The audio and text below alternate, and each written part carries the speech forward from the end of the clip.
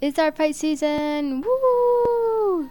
I'm not feeling well today, so if my voice sounds a bit dead, that is why. Apologies in advance. So let's take a look at all the characters I'm updating and all the new characters that I'm adding in the roster this year. First up is my Sonee, Mel. I realize I never really introduced myself in these videos, but you can call me Mel from now on. Honey's good too, but you know, it's kind of nice having the separation between the person and the Sonee, you know? So Mel's good. Anyway, this is the old ref sheet that I created last year for ARTFIGHT, and if you watched that video, you'd know that I was really rushing. Because of that, I really just kind of threw something together when it came to the design of my character. It's kind of simple, very basic, and honestly, kind of boring. You know, it's pretty cute, you know, don't get me wrong, but it's just a little bit boring. So I decided to redo it this year. It's honestly not drastically different, but I think it's at least a little bit more interesting. I added some stars on her little cardigan thing, and I think that looked really cute.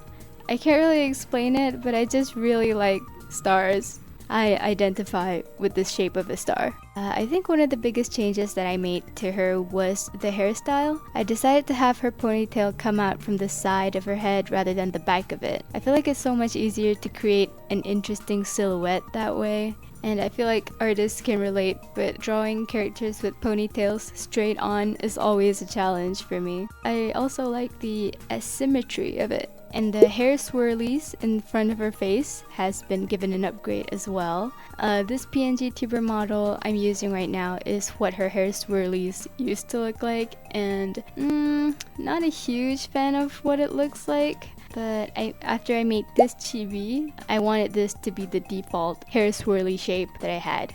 I really should make a new PNG tuber model because it feels really outdated at this point. Maybe I'll make a video of that in the future if you guys are interested in seeing that process. I don't know. Her bottom half is basically the exact same as it was last year. I kept the red skirt and the stockings and the shoes because I still think those look good. On the right, I made another full body just to show what she has underneath the cardigan. I'm not sure this will be relevant for anything or if I'll ever use this design for anything, but you know, I thought it was nice to include. I also included some close-ups of her accessories, particularly her claw clip. I thought about just making the ribbon a regular ribbon, but I really like wearing claw clips in real life, so I decided to keep that. And yes, that is an engagement ring on her finger because I am also engaged. So I thought it would be nice to include that as well. I put a lot of time and effort into this character sheet because honestly I've been wanting to offer some character sheets commissions, and this is a great opportunity to like get some more commission samples, you know? But anyway, here's how it turned out. I like this new design. I especially like the side ponytail. But I do think I am gonna end up redesigning her again next year because now that I'm looking at it, I kind of feel like the tucked in cardigan and the belt kind of makes her look too formal. But for now, this works. Next is my idol group OCs. Guess what, folks? I finally come up with a name for my idol group OCs. I've decided that this group will be called Aether. I think that's a really nice magical name, and I like it. For those of you who are new, I have some idol OCs that I created like a few years ago. I made reference sheets for 2 of them last year for ARTFIGHT, and they're called Lemon and Cheri, and they're supposed to be in a 5-member idol group, but only 2 of them were fleshed out enough to actually feature on ARTFIGHT last year. But I am super excited to introduce you to the other members this year. Let's start off with the updated Cheri and Lemon. First off, Cheri. Her personality and design stayed mostly the same as it was last year.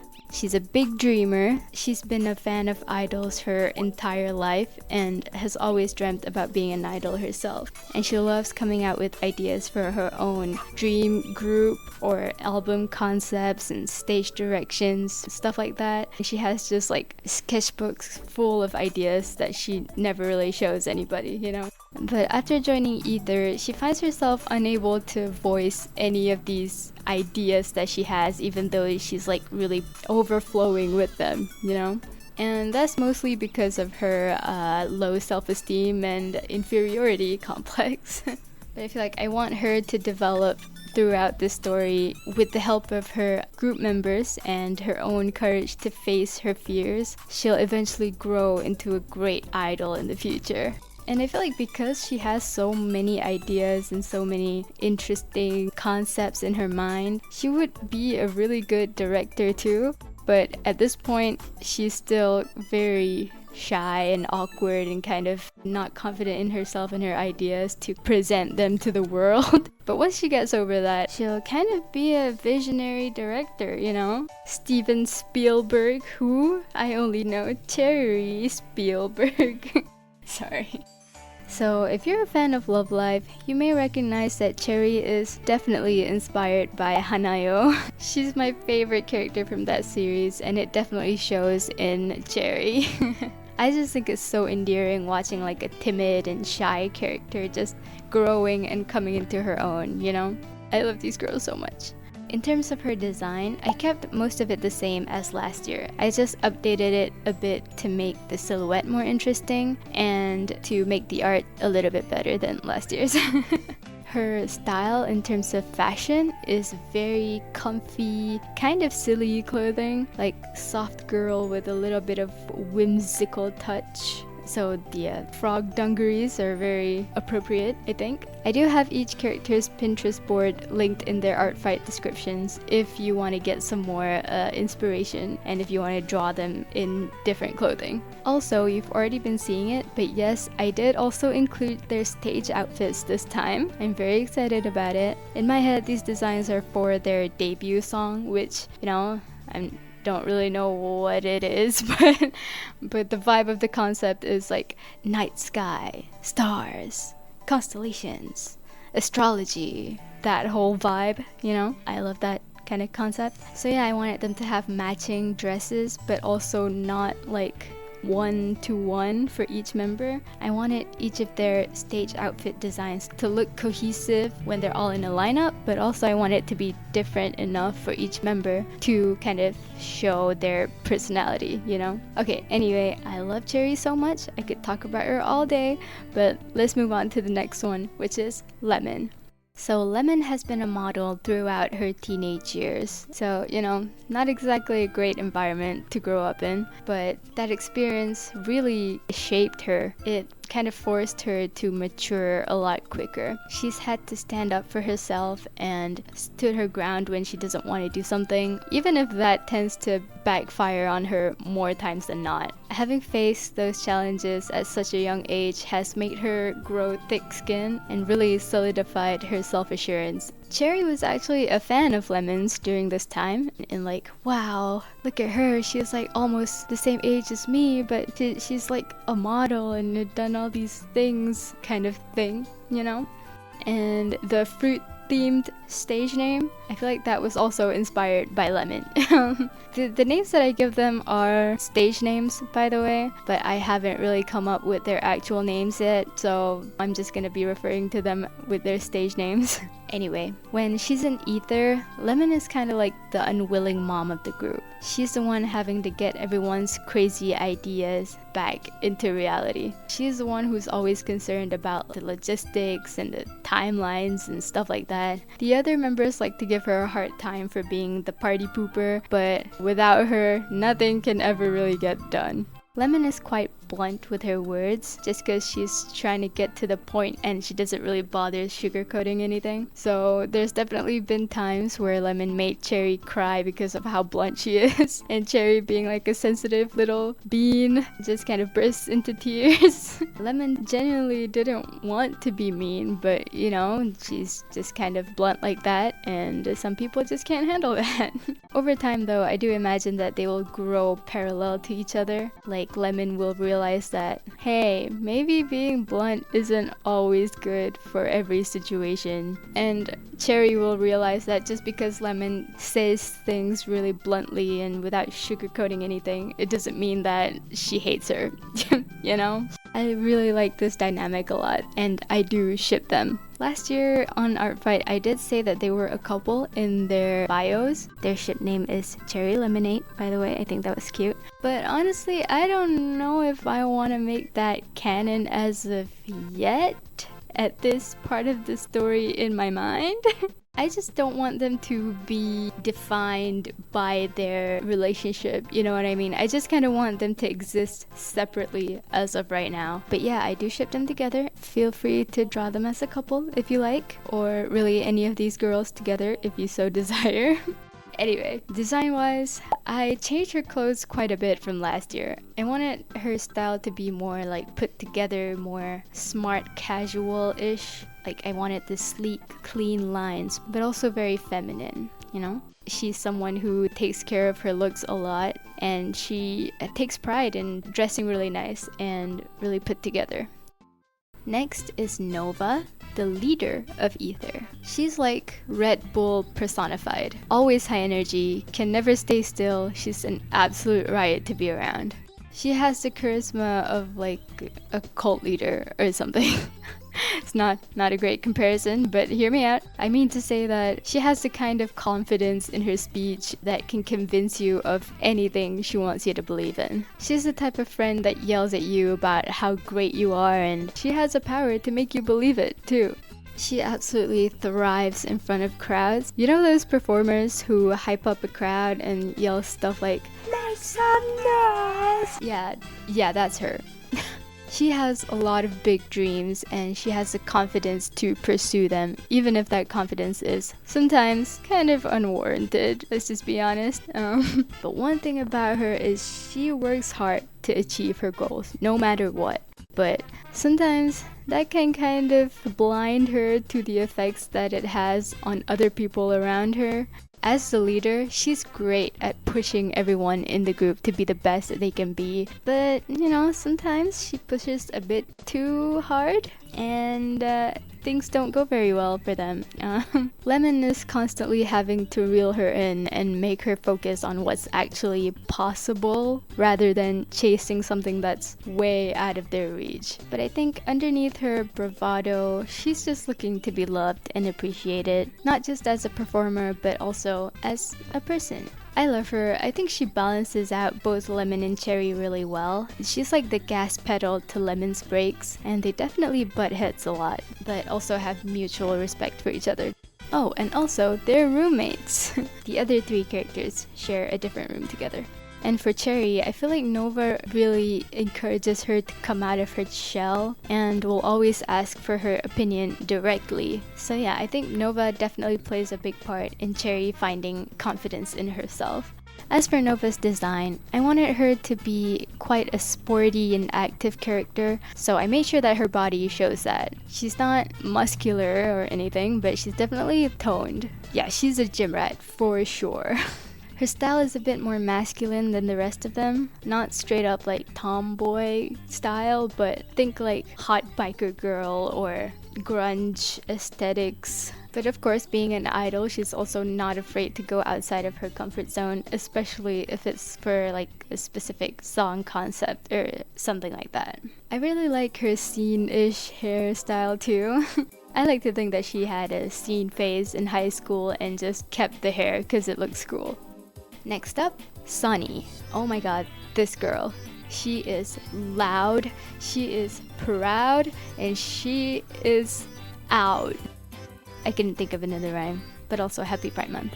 So, picture a super pink girly girl straight out of a 2000s era high school movie. Yeah, that's the vibe. Sonee comes from a rich family, and she definitely is used to getting what she wants. She can and will buy anything she wants, whenever she wants. And with her friends, she's like the opposite of stingy. Oh, you like her $1,000 bracelet? Take it, she has 3 more at home. Oh, you're saving up for a new phone? Don't even bother, she'll get it for you for your birthday. She's definitely the life of the party and talks to absolutely anyone. All the backstage staff, like the makeup artists, the sound engineers, the janitors, they all love her because of it. Her talking to everyone makes her the first to get all the hot gossip, even before all the tabloids. She is the tabloid. She's amazing, we all love her, but God is she a lot to handle. She's always dragging the other members to go do stuff with her, and she's not great at picking up when they're tired and just want to go home, you know? So she can definitely be a lot to the less extroverted of the group.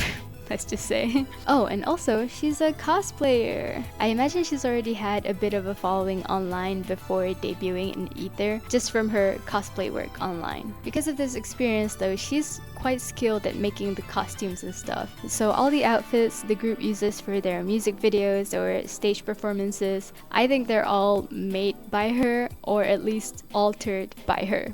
Despite how easygoing she seems, she actually puts a lot of pressure on herself to perform well. She recognizes that she's very privileged and there will always be the nepo baby allegations against her, so she does feel a lot of pressure to push herself and show that she deserves to be there, not because of her family's influence or money, but because of how hard she works.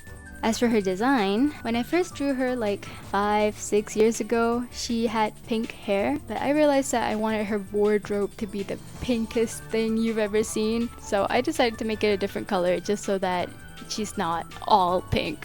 I wanted her to be a bit curvier than the others, and I think I could have made her frame a little bit bigger, but let's be so for real, even as I drew it here, those K-pop companies would already be clutching their pearls because she's not paper thin, you know? But yeah, she is supposed to be a little bit curvier in the bust and the hip area. And as I mentioned, her style is super pink, super girly, frilly, a bit over the top. She just dresses like a Bratz doll, basically.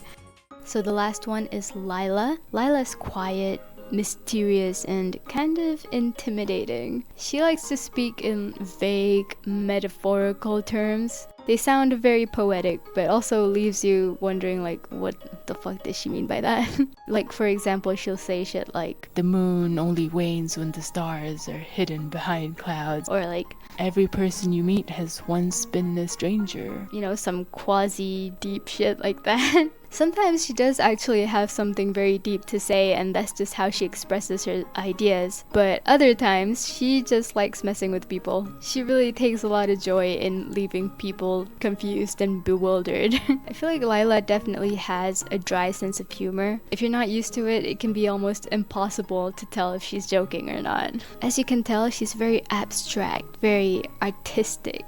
I feel like she'd be the type of artist who would throw paint on a canvas very meticulously and say that that's a representation of their inner torment or something like that. She's an important part of the group because she's always the one concerned about the message behind everything that they do. She always makes sure that nothing they do is ever surface level or superficial. Lyla's easily frustrated when some people Lemon treats things as purely technical. Like, where's the soul? What's the meaning, you know? And Lemon will be like, the meaning is we're getting a paycheck. Okay.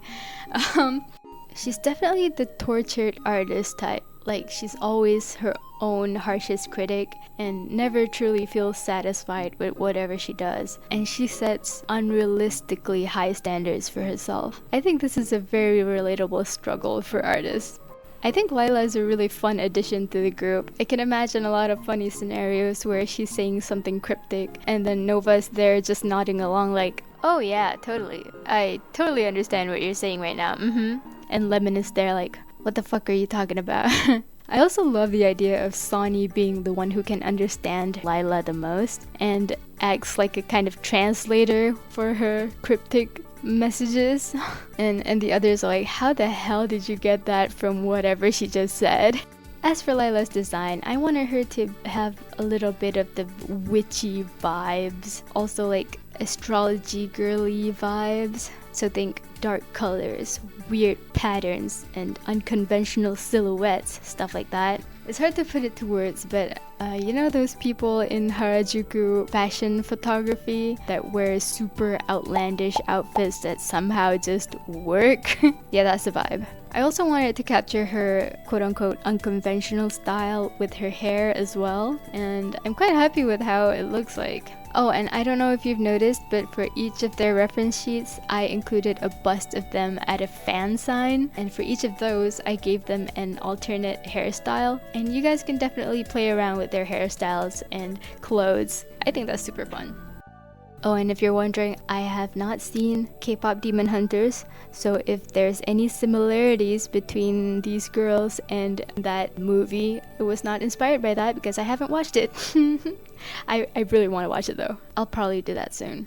And that's all of my idol OCs. Woo! I freaking love these girls so much. They're the only OCs that I've ever been so attached to, you know? And as for their world and story and stuff, I don't really have a concrete idea in mind, but I want these girls to be from different countries throughout Southeast Asia, because we do not have nearly enough representation here. Shout out to Southeast Asians watching. Yeah, I don't want to ramble on too long about it in this video. Maybe I'll talk about them more in a video in the future. I don't know. Other than these girls, I am also including Mia, the furry character that I designed in this video. This is for all the furries that are in my audience that came from that video. Thank you for sticking around with me if you're still here. Let me know which of my OCs is your favorite, and also let me know if you're gonna be participating in ARTFIGHT this year. I'm gonna be in Team Crystal, just like freaking 90% of the other artists that I know. We need more people in fossils, please. Okay, I'll go edit this video now, and I'll see you next month for my ARTFIGHT showcase video.